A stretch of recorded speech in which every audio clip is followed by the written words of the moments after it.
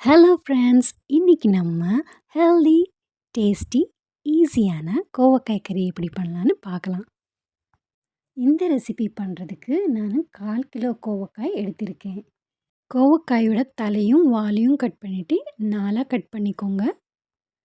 ஃபுல்லாக கட் பண்ண வேண்டாம். இந்த மாதிரி வீடியோவில் காட்டின மாதிரி ப்ளஸ் ஷேப்பில் வர மாதிரி கட் பண்ணிக்கோங்க. மீதி இருக்கிற கோவக்காயெல்லாம் இதே மாதிரி கட் பண்ணிக்கோங்க. முதல்ல கடாயில் 3 டேபிள் ஸ்பூன் எண்ணெயை ஊற்றி கோவக்காய் எண்ணெயில் ஃப்ரை பண்ணிக்கோங்க. 10 நிமிஷம் ஃப்ரை பண்ணிக்கோங்க. இந்த மாதிரி ஃப்ரை பண்ணதும் கோவக்காயோட கலரு மாறிட்டு தோலும் சுருங்கிடும். இப்போது எண்ணெயிலிருந்து எடுத்துகிட்டு தனியாக வச்சுருங்க. அடுத்து அதே கடாயில் ஒரு துண்டு பட்டை, 2 ஏலக்காய், 3 கிராம்பு, வேணும்னா நம்ம ஷாஹி ஜீரா பிரியாணியில் போடுற ஜீரகம், அப்புறம் சோம்பு கூட சேர்த்துக்கலாங்க. அது ஆப்ஷனல்.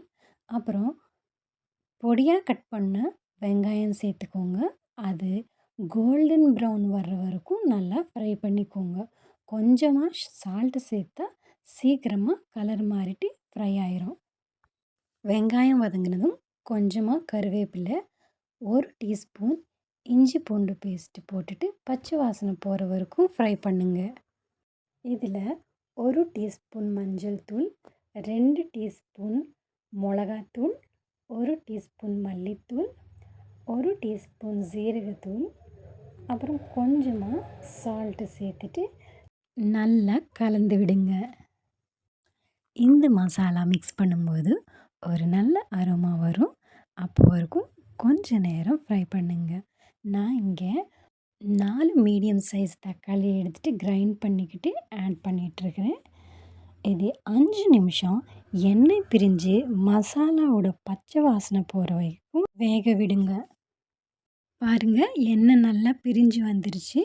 இதில் நம்ம 1 டீஸ்பூன் வெள்ளை எள்ளும், அப்புறம் ஒரு 1/4 கப்பு வறுத்த வேர்க்கடலையும் நான் மிக்ஸி ஜாரில் சேர்த்துக்கிட்டு அரைக்க போகிறேன். தண்ணி ஊற்றாமல் ஒரு ஃபைன் பவுடராக அரைக்கணுங்க. இப்போது அரைச்சிடலாம்.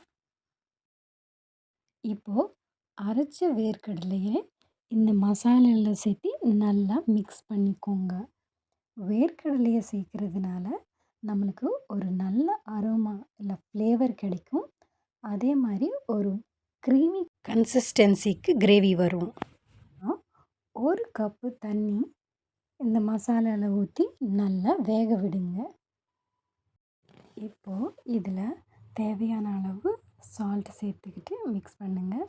நம்ம வேக வச்ச கோவக்காயை இதில் ஆட் பண்ணிடலாம். கடாயை மூடி வச்சு 10 நிமிஷம் வேக விடுங்க. 10 நிமிஷத்துக்கு அப்புறம் பார்த்திங்கன்னா மசாலா நல்லா சூப்பராக வெந்து கோவக்காய் கூட நல்லா வெந்துடுச்சு. எண்ணெய் செப்பரேட் ஆகிட்டு கிரேவியும் கொஞ்சம் திக்காயிடுச்சு.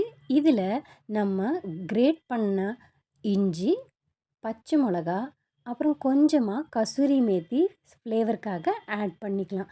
அவ்வளோதாங்க, நம்ம டேஸ்டியான கோவக்காய் கறி ரெடி ஆயிடுச்சு.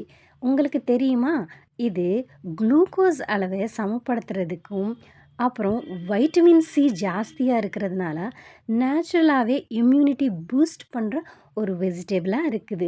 ஸோ நீங்கள் உங்கள் ஃபேமிலி மெம்பர்ஸ்க்கு சமைச்சு கொடுங்க. லைக், ஷேர், சப்ஸ்கிரைப் பண்ணுங்கள்.